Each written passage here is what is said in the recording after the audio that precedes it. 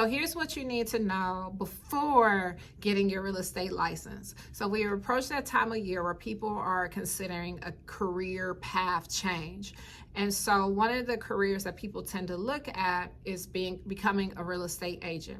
Don't get me wrong, I absolutely love being a real estate agent. I can't see myself doing anything else. But there's many challenges that come with being a real estate agent that people don't see the other side of it.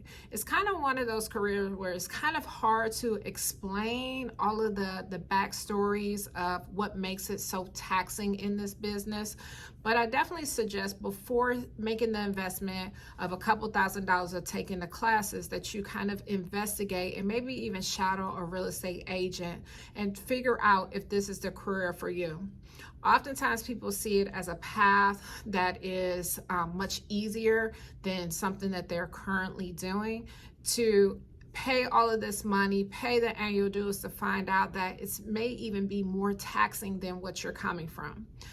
Now is the time, instead of just diving into a real estate career, it's the time to sit down and really analyze what your true goals are and what you want to accomplish. In many cases, these individuals should just have become real estate investors or invest in real estate in some sort of capacity rather than getting their real estate license.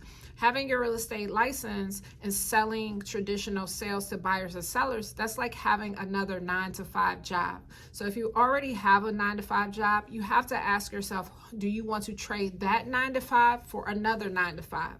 The other thing, the challenges that come across with being a real estate agent is, we work with our clients morning, afternoon, and sometimes even nights. We drive a lot in our cars, we spend weekends away, and it never fails. The minute that you get tied up with your family or getting ready to go on vacation, duty calls. It is an emotional roller coaster, and this is the part I believe that many agents don't talk about.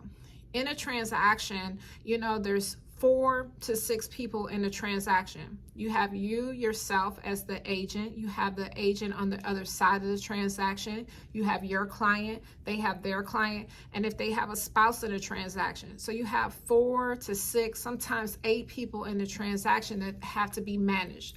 There's a lot of emotion that's going on in a transaction, and sometimes not all people want to buy or sell. They may be forced to buy or sell because of a loss of a loved one, a death in a family, or some other sad emotional attachment that they have to the house.